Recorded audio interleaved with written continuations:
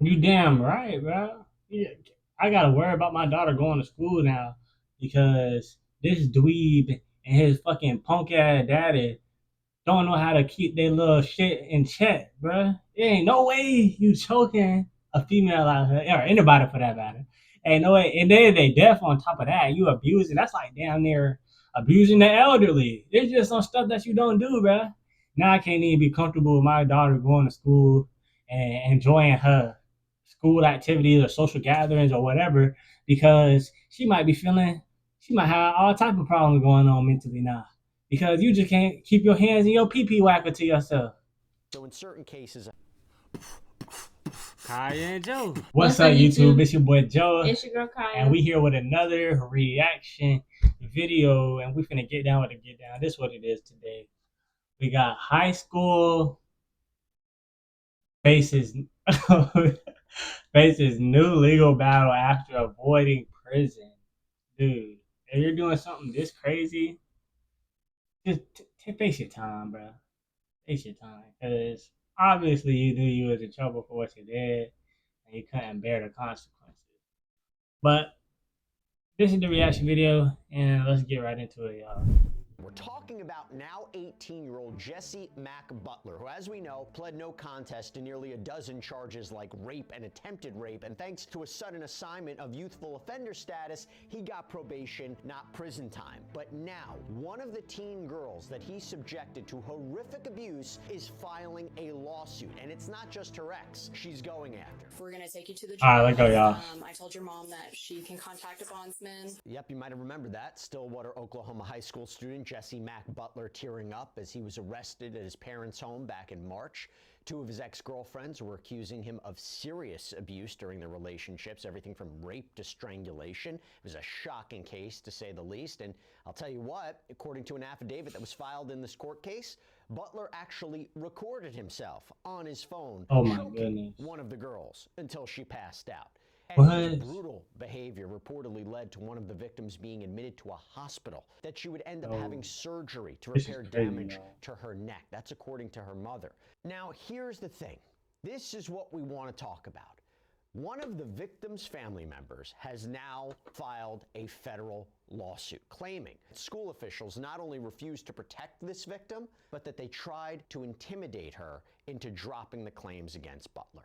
What? The school? Into this lawsuit, we're going to get really into these new harrowing allegations, but also, if all of this is true, this tells a whole other piece of this story. Detective Bruce with the Stillwater Police Department. We're here because we have a warrant for Jesse's arrest. I assume you know that already. Okay, is he here? Yes. Okay. I told him not to answer the door till I got home. He's scared to death, So here's what's gonna happen. Like, we're gonna take him into custody. His bond is $25,000. Okay. Once he gets to the jail and we get him booked in, well, I guess on the way to the jail, I guess you could contact a bondsman. Yeah. Or I mean, if you have 25 grand lying around, you can do that. But if you contact a bondsman, then they can post his bond and he can get right out today. Okay. Well, we're ready to obviously tell our story too. Yeah. Jess, it's Mom. Open the door. Give me your wallet and phone and stuff. So, okay. Your what? They're in the car. Well, okay, it's fine. It's not locked or anything, is it? Okay. So, can you tell him what you just told me, or? Yeah. So we're here. We're obviously going to place you under arrest. There's a warrant for your arrest.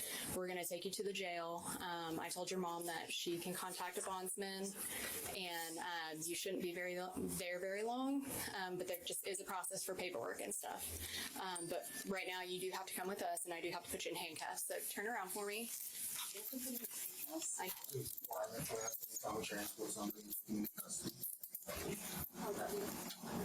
That's a big boy. I ain't gonna count. Yeah. I would be so hurt seeing my son. I'll get you. Yeah, this is devastating. All right. Stay silent. Rick knows about this. Candy's on this. Dad's on his way. We're coming to get you. Okay. Stay strong. Okay. Say your prayers. What about his phone? So that's going to remain at the police department as evidence. So we'll hang on to it through the duration of whatever happens with the case. Okay.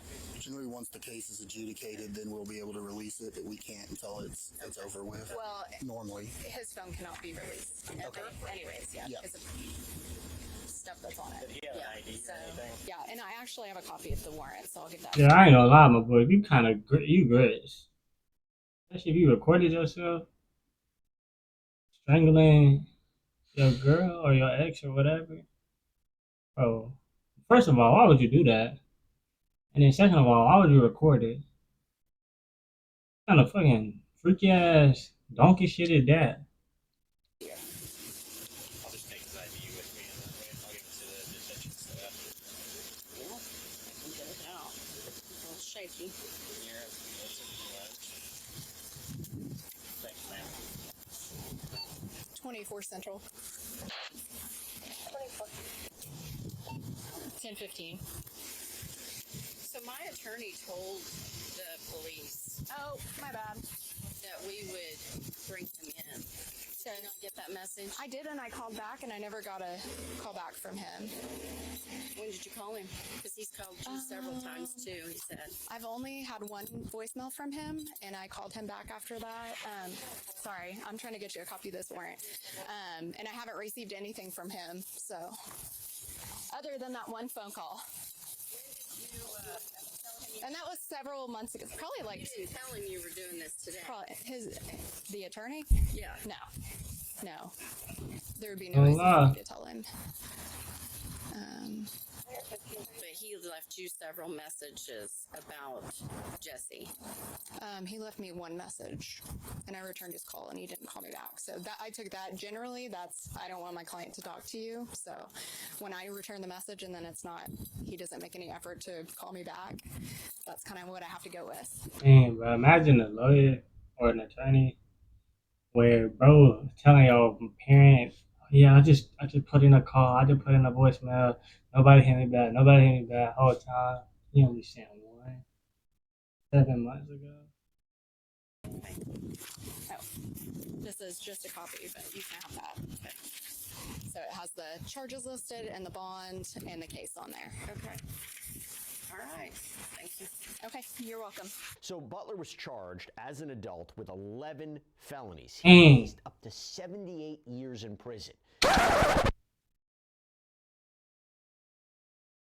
Bruh, dude is 18. He ain't even got to live his 18-year-old experience, and bro is charged. Like, see, that's why you gotta be careful what you do, bro. Like, this 11 felonies, 70 plus years. Over the summer, after a no contest plea, the Okay. court granted him youthful offender status. So just like that, the potential 78 years vanished, Okay. and instead he got probation, counseling, community service, no social media, a restitution payment, and if he fails, he could be reclassified as an adult and face a 10-year sentence. If he All right. completes it, his record's sealed. Now, this is what we got to talk about because we are learning new details about what one of the victims, identified only as LS in court paperwork, what she went through both during her short relationship with Butler and after. On behalf of LS and her parents, Amber and Tyler Selvey. And it names quite a few defendants, by the way, not just Jesse Mack Butler. So we have Independent School District number 16 of Payne County, state of Oklahoma, aka Stillwater Public School District, the city of Stillwater, Jesse Butler, his mom Jackie Butler, his dad Mac Butler, school resource officer Paul Blankenship, and Principal Walter Howell. So let's remember that. Because remember, the school was trying to suppress it. Oh yeah. Those names because they come up a lot during the course of this filing. So in this filing, we learn actually a few more details about LS, who's going to turn 18 in January of 2026. It says, quote, LS is a deaf, hard of hearing individual and has an individualized education plan to accommodate her disability. Now, the lawsuit also notes Is she that deaf? being Jesse Butler's father, quote, at all relevant times, Mac Butler was employed by defendant school district as the assistant athletic director for Stillwater Public Schools. And by the way, Mac Butler also apparently has strong ties to Oklahoma State University's football program. So he used to Oh apparently man, be the director of operations for that program. That's according to USA Today. Why does all I that probably matter? lost that. Well, first of all, OSU is a huge presence in Stillwater, and there have been accusations that have been made online and in the community that the Butler family's perceived connections could have something to do with Jesse's arguably lenient punishment. Now, there's nothing to say that for sure, but people have been making that connection nonetheless. So, here's how the lawsuit kind of sum things up as we go through it. It says, quote, upon information and belief, Jesse Butler has a demonstrable pattern of disturbing, violent, aggressive behavior. One example of this disturbing behavior is that he would repeatedly slam his head against the wall in the baseball clubhouse when angry or frustrated. Upon information and belief, Mac and Jackie Wow. Butler were aware of Butler's disturbing behavior and did not seek help for their son or take any other corrective action. This is how you get to liability, right? They had a duty, and they failed that duty when it came to their son and what he did to others. Now, according to LS, she and Butler were only in a relationship for about 6 weeks, so January 2024 to March 2024. So this would have been when she just turned 16. And according to her, this series of sexual assaults started in February of that year, and it didn't stop there. Quote, on one occasion, in a Walmart parking lot, Jesse Butler forced himself onto LS, put his hands around her throat, and strangled her. A doctor later informed LS that she nearly died when Butler strangled her. LS required surgery to repair the damage that Butler caused to her throat. Bro, what the heck was dude doing? He had to get surgery because he damaged her throat. Now, hard you gotta freaking be choking somebody? He nearly died from that jump.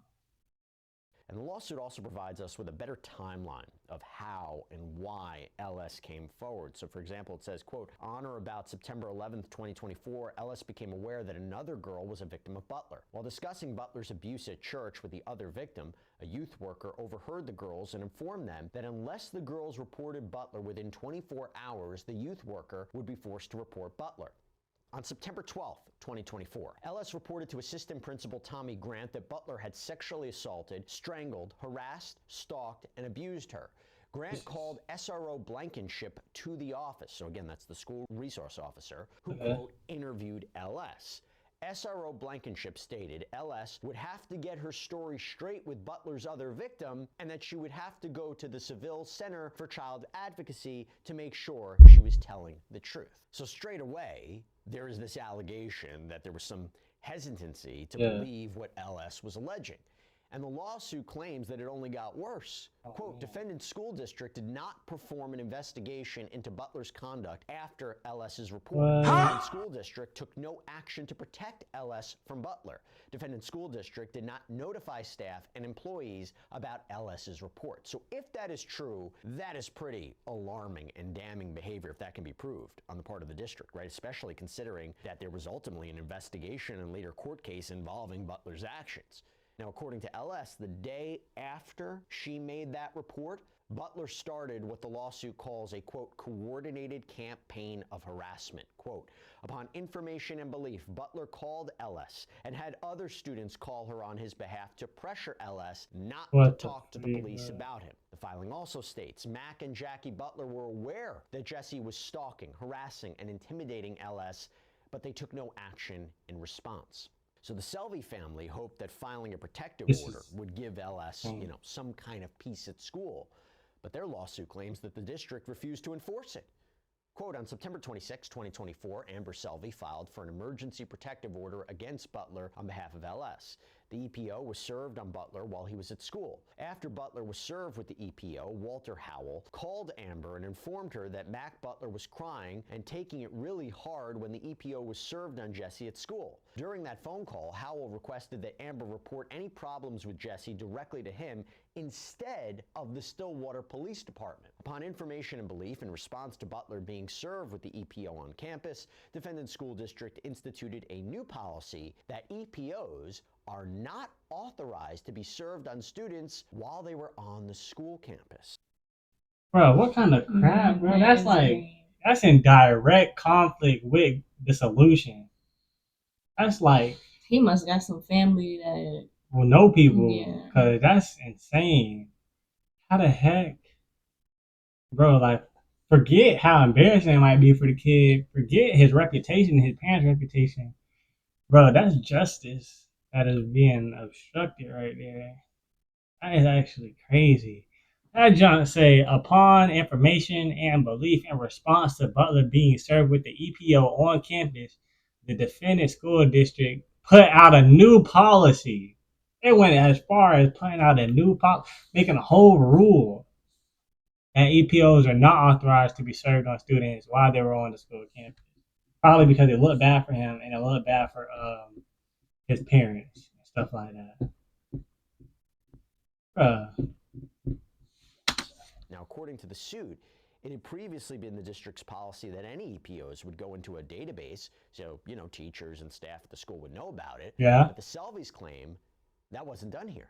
From there, the lawsuit states that they started to get reports on how much LS was struggling at school. Quote, on December 9th, 2025, LS's deaf hard of hearing specialist called Amber because LS was uncharacteristically struggling with her school assignments. When Amber informed the specialist about Butler and the EPO, the specialist had no idea what Amber was talking about. Okay, so now you're talking about a potentially important witness at a trial. Amber complained to Assistant Principal Grant about the staff not being informed of LS's situation. Grant responded by emailing LS's teachers to give grace on missing work because LS was having a, quote, rough go of it. On January 14th, 2025, Walter Howell, that's the school principal, called Amber Selvey regarding Amber's complaints with how the school was handling LS's situation. Howell informed Amber that he chose not to enter the EPO into the school's database because he did not want to interfere with Butler's opportunity to receive an education at defendant school district. what the heck? Y'all prioritizing bro, and he over here about to kill folks. Bro doing devious things and he getting first prioritization. Wow. Horrifying if true, and also very important for a legal context because, as we'll talk about later with the causes of action, if you can show that two students were treated differently, if you can show preferential treatment, or if you can show This is disparate clear treatment, right, of a student, treatment, preferential that's treatment. key. So the lawsuit claims that the situation just continued to devolve with the schools. Yeah, it sounds like it's continuing to spiral downwards. This junk just sounds like she get more and more reason to file a fat behind lawsuit on top of it with his family and the school. Resource officer, that SRO, deciding to get personally involved. Quote, on January 22nd, 2025, SRO Blankenship pulled LS out of class for a private meeting, which is against school policy. At the meeting, SRO Blankenship informed LS that he was aware of Butler's habit of stalking LS in the school parking lot. SRO Blankenship informed LS So he that knows. as long as Butler did not speak to her, SRO Blankenship would not do anything about Butler's conduct. Not that he could not. In belief, SRO Blankenship deliberately pulled LS out of class and then escorted her back to class to embarrass her. According to the court filing, a safe... Bro, this is actually crazy. How could so many people be in on this? Safety plan meeting was held in January of 2025 regarding LS. Now, the thing about that is, the allegation is, only members of the safety team were supposed to be there, but the lawsuit claims that Principal Howell came in anyway, leaving the door open so that people outside the room could hear what was going on. Meantime, Blankenship, the SRO, the school resource officer, was required to be there as part of his job, but the complaint says he never showed up. So the safety plan that ended up being put together then allegedly wasn't shared with teachers and staff. So the Selvies tried to go over the SRO's head to no effect. They claim, quote, on January 30th, 2025, Tyler and Amber Selvey complained about SRO Blankenship's conduct to his supervisor, Lieutenant Cluck, at the Stillwater Police Department. After listening to the Selvies' complaints, Lieutenant Cluck told the Selvies that SRO Blankenship is friends with the Butlers, so they should not hold SRO Blankenship's conduct How can they not hold his conduct against him when he friends with the people? That's literally reason too. Dude, showing favoritism. You telling me you can't freaking enforce the rules because they your friends? You telling me you can't freaking do your job because they your friends? He did something wrong. They did something Like, come on, man. Now you finna be doing something wrong, bro. Conduct against him. Then from there, LS and her family claimed that Butler violated the EPO. How during an alleged incident in February, the complaint states, quote, student athletes were on the basketball court for a school-sponsored event, senior signing day. SRO Blankenship was in attendance, as were multiple members of the administration and staff were present. At senior signing day, in full view of staff and administrators, Butler came within 5 feet of LS to stare at, harass, and intimidate her. Not one school employee intervened on LS's behalf in response to Butler's violation of the EPO. It was only when one of LS's cheer teammates informed a cheer coach about Butler's conduct that anyone intervened. The cheer coach removed LS, not Butler, from the court. Bro. So look, Butler was arrested. Dude. so messed up. He getting princess treatment. This man ain't having nothing done to him or anything. It's like he the royal nigga is the royal weed right now, and he ain't facing no type of consequences. They just how he supposed to be a man if bro don't got nothing to worry about. He was released on bond in March of 2025. We know that. But according to the lawsuit, it wasn't until August 4th, 2025 that, quote, defendant school district finally informed LS that Butler would not be allowed on campus for any reason. But according to this complaint, the alleged harassment campaign reportedly continued.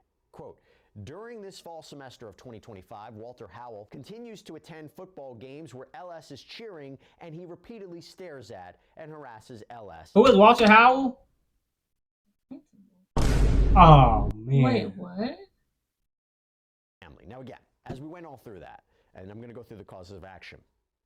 Let me These are allegations, right? This is part of a complaint. These are allegations. A lot of this is based upon information and belief. So the idea is, look, this is what we think we know right now, based on what we see. Okay. Obviously, have to be more fully fleshed out and corroborated through the discovery process, through leading up to trial, to testimony. But now we got to get into the causes of action, okay?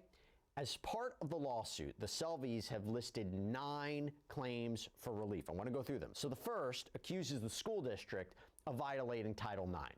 Title IX states in part that, quote, no person shall on the basis of sex be excluded from participation in, be denied the benefit of, or be subjected to discrimination under any education program or activity receiving federal financial assistance. And the lawsuit states the abuse, harassment, and discrimination suffered by LS was so severe, pervasive, and objectively offensive that it deprived her access to the educational benefits and opportunities provided by the school. So you're alleging here a pattern, right? That the school district had knowledge of Butler's harassment and abuse and that she was retaliated against. There was an allegation here that they failed to investigate Butler, that they didn't stop him from harassing and intimidating, that they didn't enforce the EPO. Bro, this is the face of a fucking jackass. I just know this dude a real bitch by them glasses he got on, or them shades. They banned LS from attending baseball games so Butler could still play, really suggesting disparate treatment, like I mentioned before. The second claim for relief is also against the district, violation of equal protection under 42 USC section 1983. Quote, after LS reported... Tell them what we just found out, man. Tell them what we just found out.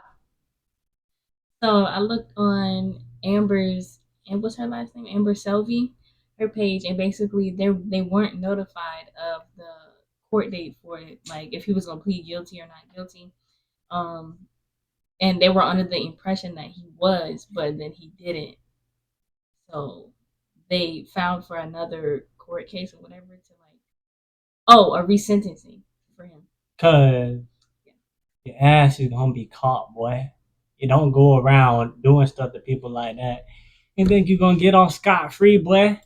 Butler's sexual assault and harassment. Defendant school district acted in February. Your ass might be grass, boy.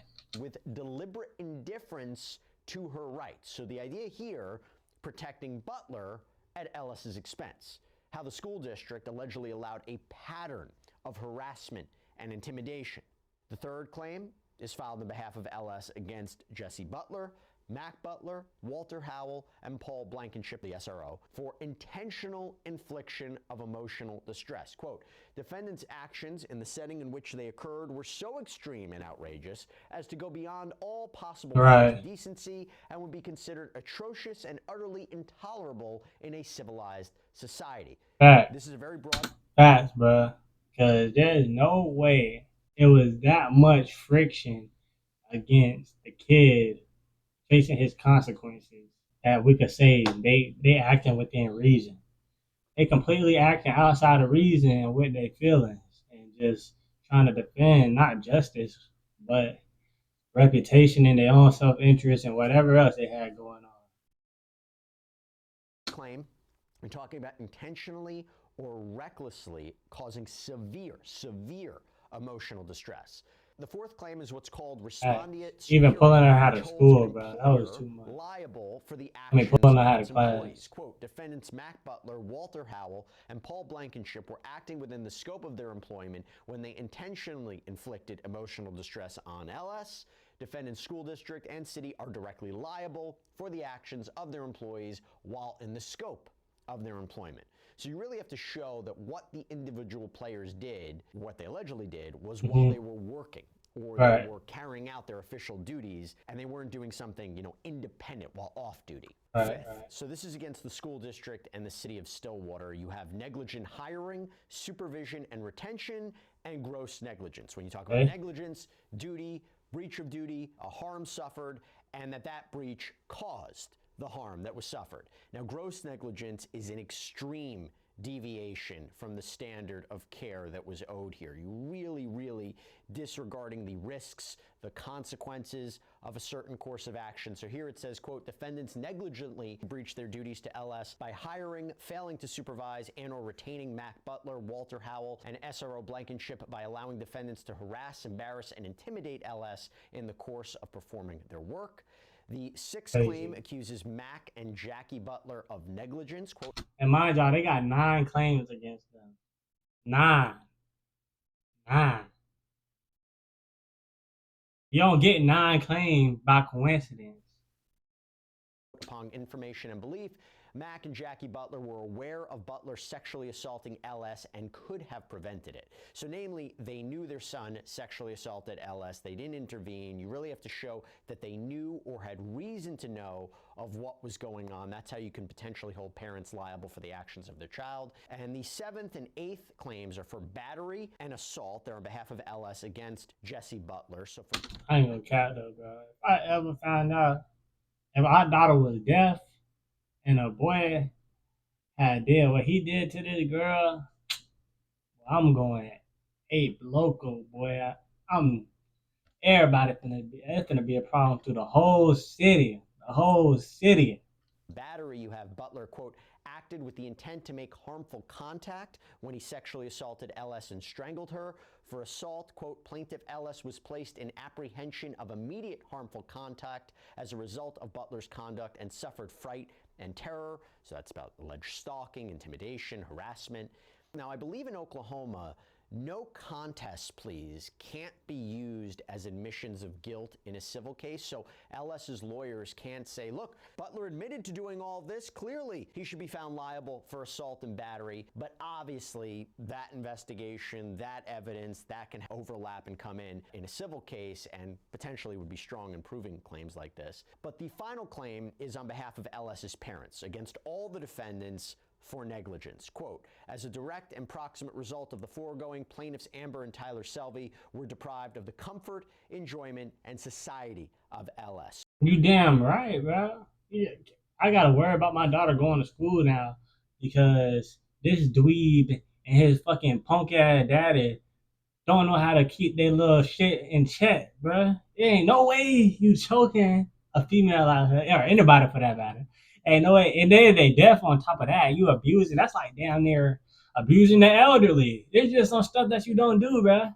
Now I can't even be comfortable with my daughter going to school and enjoying her school activities or social gatherings or whatever because she might have all type of problems going on mentally now because you just can't keep your hands in your pee-pee whacker to yourself. So in certain cases, a family member can be hurt by the injuries that are suffered by a victim. What did they lose? Now, I should say that the family has not named a dollar amount of what they're seeking in the lawsuit. Well, I want $8,000. All right. But the Selvies do claim that they're owed at least $75,000 in damages. You're dang right. To the federal case threshold as well. This legal fight, by the way, I should tell you, doesn't end here because you also have something else going on. You have a victim's rights attorney who has also filed a motion with the state court claiming that her client's rights were violated under Marcy's law. We talked about this in a previous sidebar because the claim is she wasn't properly consulted or heard before that controversial plea was struck with Jesse Butler. In fact, I spoke with attorney Rachel Bussett on December 15th. So Marcy's Law is a crime victims bill of rights, and it was passed into the Oklahoma Constitution in 2018, supplemented by statutory definitions and processes that are supposed to be given to victims. Along the way, if you read through the statement of facts and procedural history in the case, you'll see that there were a number of times where my clients weren't given proper notice. They didn't follow simple procedural aspects of what we're supposed to do as lawyers. There were other times where they were given partial information or no information at all, or the information that they were given was given in such a way that they didn't have a meaningful time to process it, work through it, and understand it. So see, this is like high level freaking manipulation right here. Cause it ain't no way we can't handle this professionally if you just doing the things that they listed. Don't even got time. You telling me some super vital information, and my people and I don't even got time to process it. Like, come on, dog. That's like, I don't even know an example to use, but like, bro, I know the adults who watch this, bro, they're gonna be like, this crazy. The kids might not understand, but I know the adults gonna be looking and at is the this goal like, for Jesse Butler lock that up. Sentence for the youthful offender status to be stripped away, for him to be sentenced as an adult, for him to get prison time? Is that something, or is it at the very least for your client, her family, to be heard? To just be heard in a courtroom? What is the outcome that you're looking for at this point? We're looking for an outcome that holds him accountable. And I know there are going to be people that say, well, this does hold him accountable as a youthful offender. But the biggest thing is he hasn't admitted what he's done. Right. For the Youthful Offender Act to work the way that it's supposed to act, there has to be a taking of responsibility. And he hasn't taken any responsibility here. So we need some sort of admission of responsibility at a minimum. Now, so far, the Butler family, the school district, the city of Stillwater, they have not responded to the federal lawsuit, but we'll definitely keep a careful eye on this and see what happens next. That's all we have for you right now. You guys, this one is a big. I know if there's anybody under the age of maybe 16 watching it, they probably ain't gonna listen. But what's going on, or what they might understand the weight of the problem, but they might not understand what was being said and stuff during this video. But this one was a real life situation. God, this junk happened literally. I kid you all not. This was uploaded one day ago. So this fresh, y'all.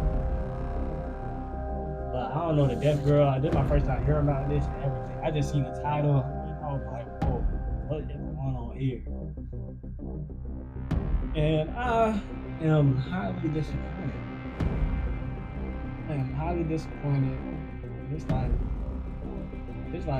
This almost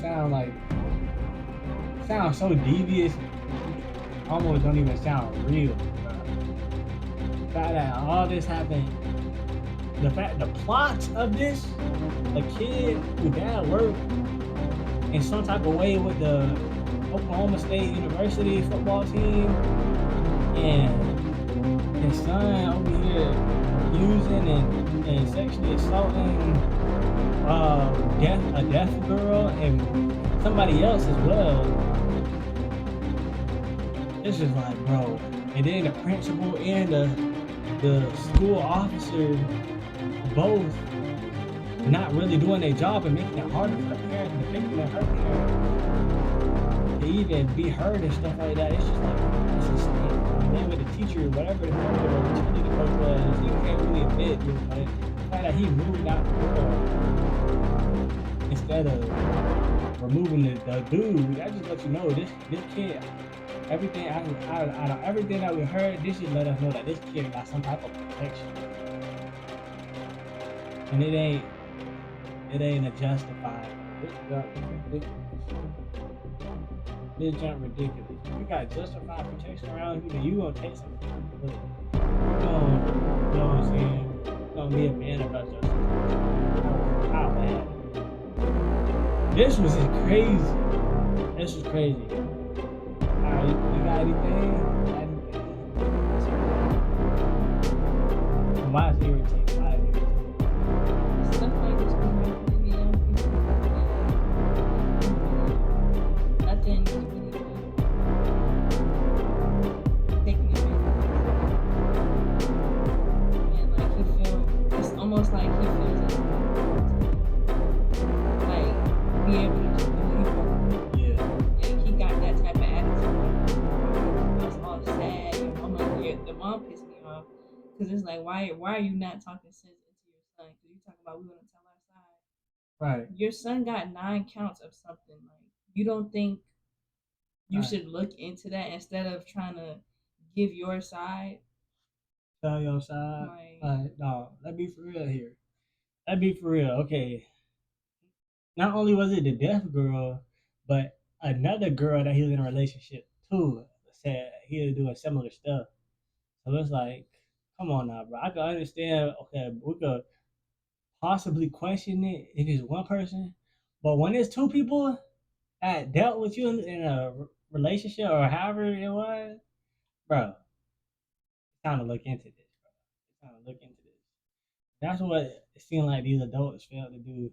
His parents and the other two, the officer and uh, principal. The principal. I don't know why I was going to say president, but yeah, this was our honest reaction. First time hearing this. This one was crazy, guys and gals. Anything else you want to say?